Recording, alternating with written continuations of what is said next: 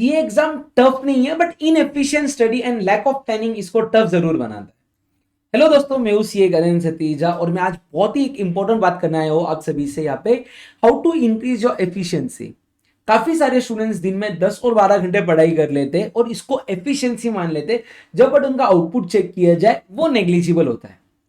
मेरे साथ लाइब्रेरी में मेरा एक फ्रेंड था जो दिन में 15 से 16 घंटे लाइब्रेरी में बैठ के पढ़ता था, but at the end of the day उसका जो प्रोडक्टिव टाइम है, जो उसका एफिशिएंसी का आउटपुट हम लोग निकाल रहे, तो वो आता था 9 to 10 आवर्स। कंपेरेटिवली मेरा लाइब्रेरी में बैठना उससे कम होता था, 12 to 13 आवर्स होता था, जिसके अंदर से अगर मैं मेरा एफिशिएंट स्टडी का टाइम निकालूं तो वो अराउंड 11 आवर्स आता था। अभी आप ही मुझे बताओ, लाइब्रेरी में 16 घंटे बैठ के अगर 10 घंटे का आउटपुट आ रहा है, या लाइब्रेरी में 11 12 घंटे बैठ के अगर आप लोग 10 घंटे का आउटपुट निकाल रहे हो, तो आप लोगों के लिए बेटर क्या है? ऑफकोर्स कम टाइम में बैठ के ज्यादा एफिशिएंटली आउटपुट निकालना, यही आप लोगों के लिए बेटर है। और कई सारे स्टूडेंट्स इसी बात को गलत वे में ये ले लेते हैं कि अगर हमने ज्यादा घंटे पढ़ाई की, यानी कि हमारी पढ़ाई ज्यादा घंटे की हो चुकी है या हमारा पढ़ाई ज्यादा हो चुका है। ऐसा बिल्कुल भी नहीं है। तो मैं यहाँ पे आज आप लोगों को बताने जा रहा हूं कि आपके स्टडी की एफिशिएंसी को आप लोग कैसे बढ़ाओगे। उसके लिए सबसे पहला एंड सबसे इंपॉर्टेंट पॉइंट है, आप लोगों को यह समझ के लेना कि आपका अटेंशन स्पैन कितना है।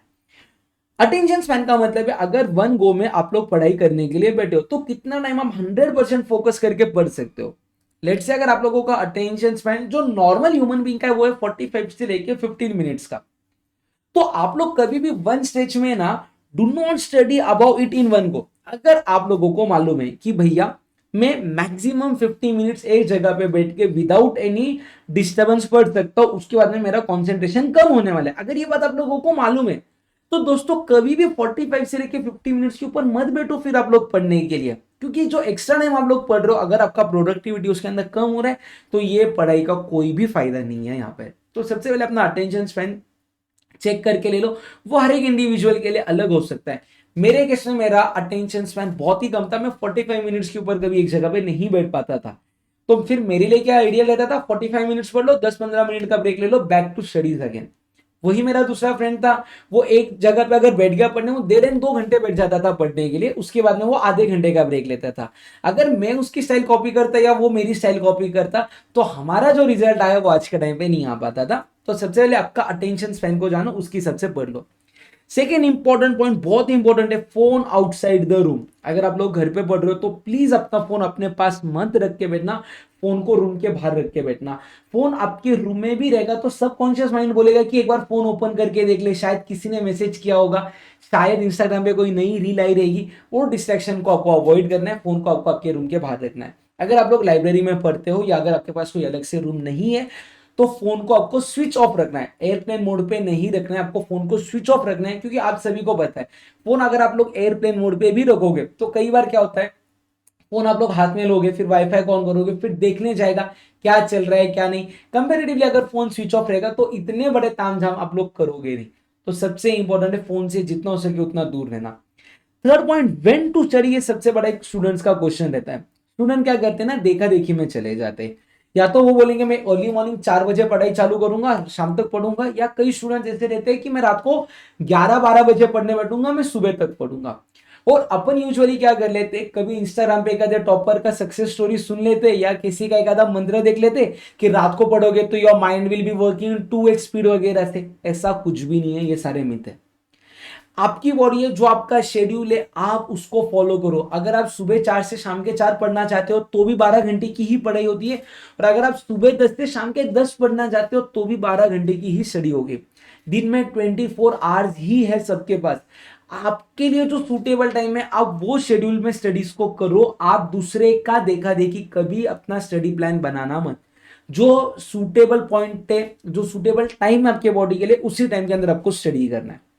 बट हाँ, जब भी आप लोग दिन में जो भी टाइम पे स्टडी स्टार्ट कर रहे हो, early morning, late morning, early afternoon, late afternoon, mid afternoon, evening, night, कभी भी आपको सिर्फ क्या करना है ना, स्टार्ट थ्योरी सब्जेक्ट से करना है। क्योंकि आपका माइंड सबसे ज्यादा फ्रेश है वो टाइम पे, रिटेंशन ज्यादा स्ट्रांग होगा। तो सबसे पहले आप लोग थ्योरी सब्जेक्ट कर लेना।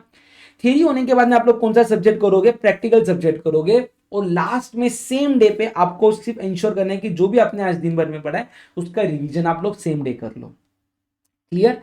थर्ड पॉइंट, आप लोगों को क्या करना है, 3 टास्क रूल बनाने।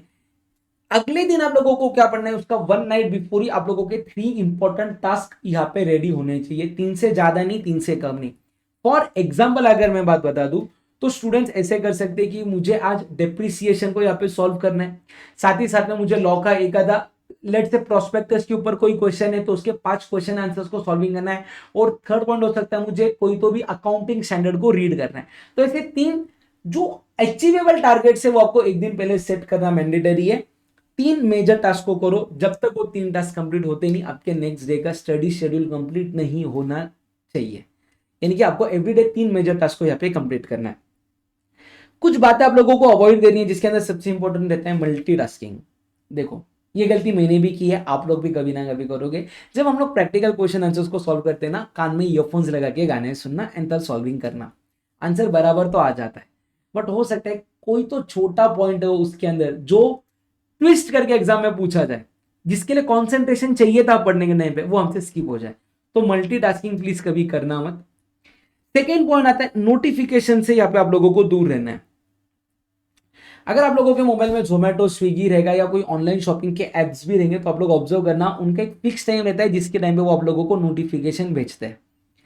अगर वो आपके काम का नोटिफिकेशन नहीं है तो भी, क्योंकि वो मोबाइल पे पॉपअप हुआ है, क्योंकि आवाज आई है, साउंड आई है, लाइट आए, तो आप लोग वहां पे चले जाओगे, तो जो आपका कॉन्सेंट्रेशन था स्टडी का वो डिस्टर्ब हो जाएगा। तो कोई भी नोटिफिकेशन आपके फोन पे नहीं आने चाहिए आपके एग्जाम्स कंप्लीट होने तक।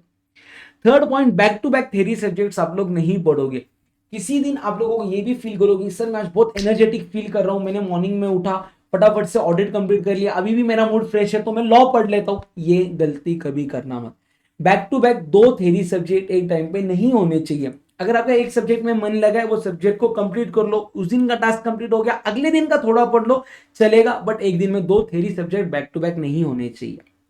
Last, unrealistic time table please मत सेट करना, प्लीज। आप सभी ने कभी ना कभी किया ही होगा, या तो सीए जर्नी में या तो 10th-12th के जर्नी में, आप लोगों को भी मालूम है, अपन एक मस्त ब्लैक पेन या एक ऐसा फेयर पेज निकाल के लिख देते हैं, सुबह 4 AM wake up, 4:15 to 5:30 study, 5:30 to 5:45 break, 6 o'clock to 8 o'clock study. कभी ऐसा करना मत। सर मैं दिन में 20-20, 22-22 घंटे पढ़ूंगा, प्रैक्टिकली पॉसिबल है क्या आप सभी से? आपको भी मालूम है नहीं है।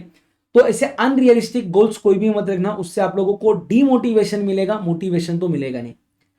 अगर मैं बात करूं आइडियली, अगर आप लोग सिंगल ग्रुप दे रहे हो तो आपका टारगेट रहना चाहिए डेली कम से कम आपकी पढ़ाई 10 to 11 आवर्स की होनी चाहिए, जो कि इजीली अचीवेबल है सिंगल ग्रुप वालों के लिए।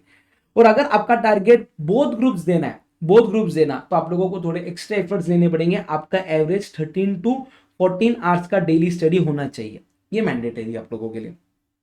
कुछ इंपॉर्टेंट ट्रिप्स मैं आप लोगों के साथ शेयर करना चाहूंगा। 50:10 का रेशो, 50:10 का रेशो जो मैंने फॉलो किया था, जिससे मेरा आउटपुट काफी ज्यादा अच्छा आया था। 50 मिनट्स का स्टडी करो, 10 मिनट्स का ब्रेक लो, और वो ब्रेक आपके स्टडी टेबल के अलावा होना चाहिए। जहां पे आप पढ़ रहे हो वहीं पे बैठ के मोबाइल, इंस्टाग्राम वगैरह स्क्रॉल कर लिया, ये आपका ब्रेक नहीं है। वो प्लेस से उठो, वॉक करो, मुंह धो, चाय पियो, पानी पियो, कुछ भी करो, बट वो जगह को एम्प्टी करो। 10 मिनट के अंदर बैक आ जाना अपने स्टडी करने के लिए। Second, maintain tracker. डेली जब भी पढ़ने बैठते हो स्टॉप वॉच लगा के बैठो, नोट करो कितना टाइम आपने पढ़ा है। इससे आप लोगों को समझ में आएगा कि डेली का आपका टारगेट अचीव हो रहा है या नहीं हो रहा है स्टडी का।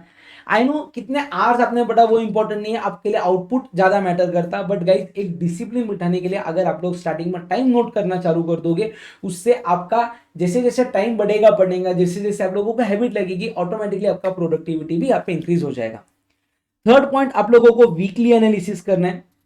वीकली एनालिसिस का मतलब है कि जो आपने ये वीक का टारगेट रखा था, डेली के टारगेट्स तो चेक हो रहे, बट ओवरऑल एक ब्रॉडर लेवल पे वीकली के टारगेट्स सेट भी करो, उसको एनालाइज करो वो पूरे हो रहे या नहीं हो रहे। कोई बैकलॉग है तो उसको कैसे कवर करोगे, कैसे कंप्लीट करोगे, उन सब के बारे में भी आपको देखना है। लास्ट एंड सबसे इंपॉर्टेंट यार, डोंट स्टडी, मतलब एग्जाम के लिए स्टडी मत करो, ऐसा नहीं, कौन से टाइम पे आपने नहीं पढ़ना चाहिए वो बहुत इंपॉर्टेंट है। Right after eating, right after eating मत पढ़ो। फिर वो अगर आपको प्रैक्टिकल सब्जेक्ट भी सॉल्व करना है तो भी मत करो। इमीडिएटली खाना खाए खाए करो मत। आपने को थोड़ा सा उस टाइम पे आलस बोलो या सुस्ती बोलो आया हुआ रहता है, उतना एफिशिएंट आपका पढ़ाई नहीं होने वाला है। खाना खाने के बाद 15-20 मिनट का नैप ले लो, वॉक कर लो, आधा घंटा सोना है सो जाओ, फिर उठ के पढ़ना। और सबसे इंपॉर्टेंट, व्हेन एग्जॉस्टेड कभी भी पढ़ाई मत करना। बहुत एग्जॉस्ट हो चुके हो, ड्रेन हो चुके हो, कई बार कंसेप्ट पढ़ते पढ़ते आपकी एनर्जी इतनी यूज हो जाती है कि आपके अंदर एनर्जी नहीं बचती है, इमीडिएटली स्टडी स्टार्ट मत करना, एडिक्वेट ब्रेक लेना, उसके बाद में आपके अपनी स्टडीज को स्टार्ट करना। और गाइज जितना इंपॉर्टेंट आपके लिए आपकी स्टडीज प्लान करना है, उतना ही इंपॉर्टेंट आपके लिए आपके ब्रेक्स को प्लान करना भी है। अगर आपने आपके ब्रेक्स को प्रॉपरली प्लान किया, एडिक्वेट ब्रेक्स लेते गए, आपका ऑटोमेटिकली जो स्टडी का एफिशिएंसी है वो यहाँ पे बढ़ने वाला है। अगर वीडियो पसंद आ रहा है और अगर आप लोगों को ये बातें बराबर लग रही है तो कमेंट कर दो एफिशिएंसी ऑन, और हम लोग अगले 50 डेज के अंदर पूरा स्मार्ट स्टडी करेंगे आपके जनवरी 2026 अटेम्प्ट के लिए। चैनल पे नए हो तो वीडियो को लाइक कर दो, चैनल को सब्सक्राइब कर दो, और कमेंट तो 100% करना है आप लोगों को एफिशिएंसी ऑन, ताकि मैं अगले 50 डेज के लिए आप लोगों को ऐसी मोटिवेट करते रहूं। See you guys tomorrow, bye bye.